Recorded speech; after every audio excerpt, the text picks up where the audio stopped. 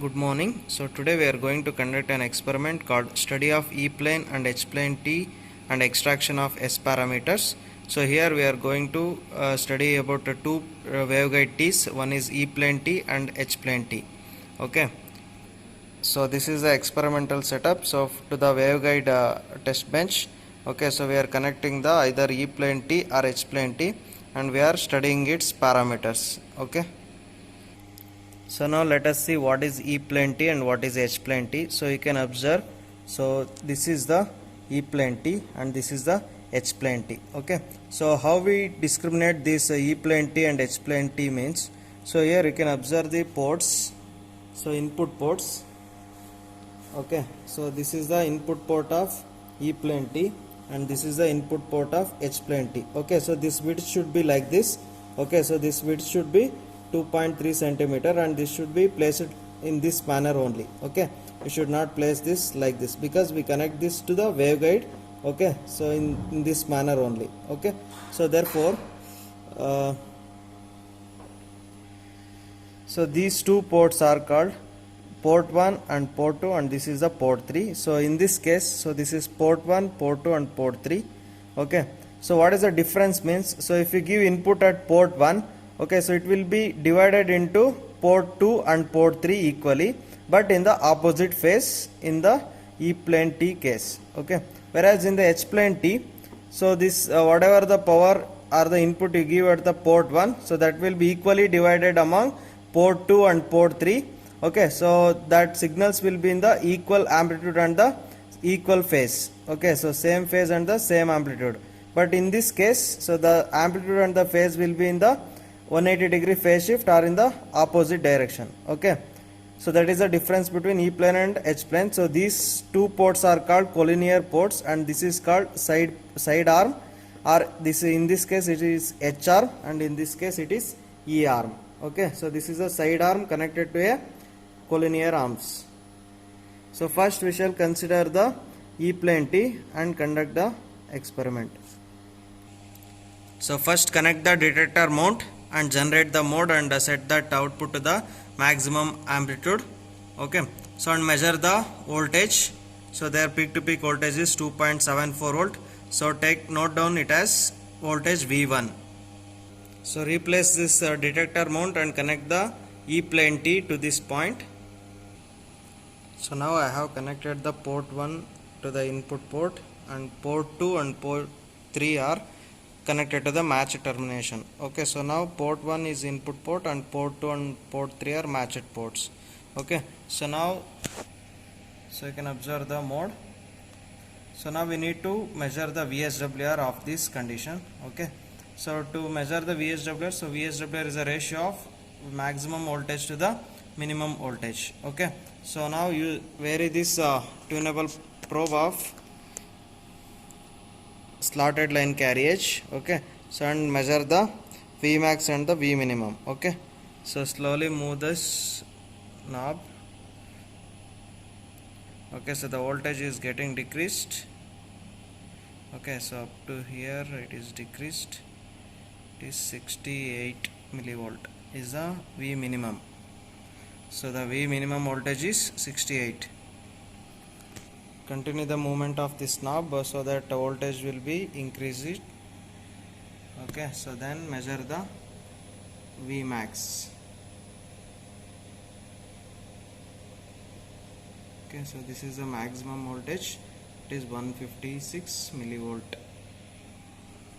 So note down that 156 millivolt. Okay, so now we can find the VSWR from this. So VSWR is equal to Vmax divided by V minimum. Okay, so this is the Vmax and V minimum when we connected the input port to the port 1. Okay, so therefore we can say it as so Vmax 1 and V minimum 1. So now calculate the VSWR by substituting the Vmax and V minimum values. So we got VSWR is equal to 2.29 volt. Okay, so from symmetric property of E-plane, okay, so we know that so S12 is equal to S21. So therefore VSWR1 of port 1 input is equal to the VSWR 2 when we connect the port 2 as input. Okay, so therefore port 1 and port 2 are equal, so therefore VSWR 1 is equal to VSWR 2, which is equal to 2.29 volt. So in order to find the S parameters, we need to measure the voltage values. Okay, so first when we connected the detector mount, so we note down the voltage V1. So now we have connected the port 1 to the input, and port 2 and port 3 are the match termination. So now remove that match termination of port 2 and connect the detector mount here and measure the voltage V2. Okay.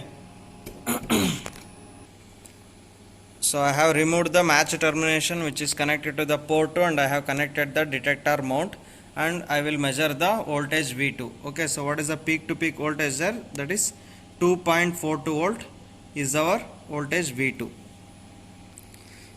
Okay, so now connect the detector mount to the port 3 and measure the voltage V3. Okay, so measure the voltage, that is peak to peak voltage is 2.04, so that is voltage V3. So now I have connected the port 3 to the input, and port 1 and port 2 are matched. Okay, so now I need to measure the VSWR. Okay, so where is this SLC knob and measure the Vmax and Vminimum.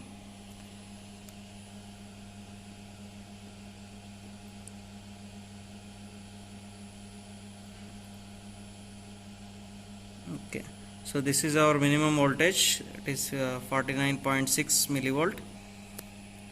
Okay, so now continue to find the Vmax.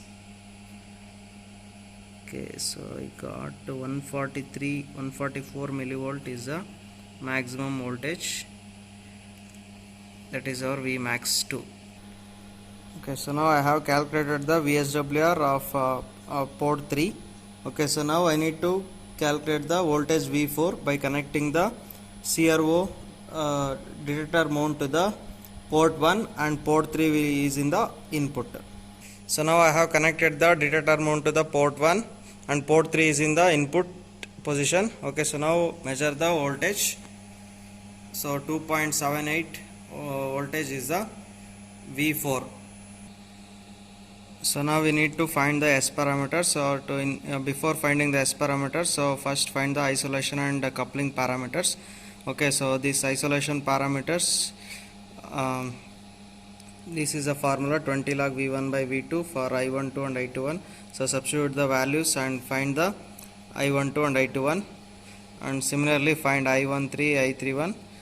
Okay, so by substituting the voltage values, so then find the coupling coefficients by substituting the values to the formula 10 power minus I12 by 20, and for the respective coupling coefficients C12, C13, C31, etc. Okay, so after finding the coupling coefficients, so now we need to find the S parameters. So in order to find the S parameters, so first we need to find the reflection coefficients. So substitute the values of VSWR in these respective equations and find the reflection coefficients. So then find the S parameters. So the S parameters formulas are listed below. Okay, so substitute the values of reflection coefficient and the measured voltage values and find the S parameters. Okay, so now write these S parameters in the matrix form. So this is the S parameters of E plane T. Okay, so now similarly, so repeat these same steps, same procedure for by connecting the H plane T. Okay, so take the readings by connecting the H plane T and find the VSWR values, isolation and coupling coefficients, and find the reflection coefficients. Okay, so then find the S parameters of H plane T. Okay, so thus we have studied about the both E plane T and the H plane T, and we got to know how to find the S parameters of each waveguide T. Okay, thank you.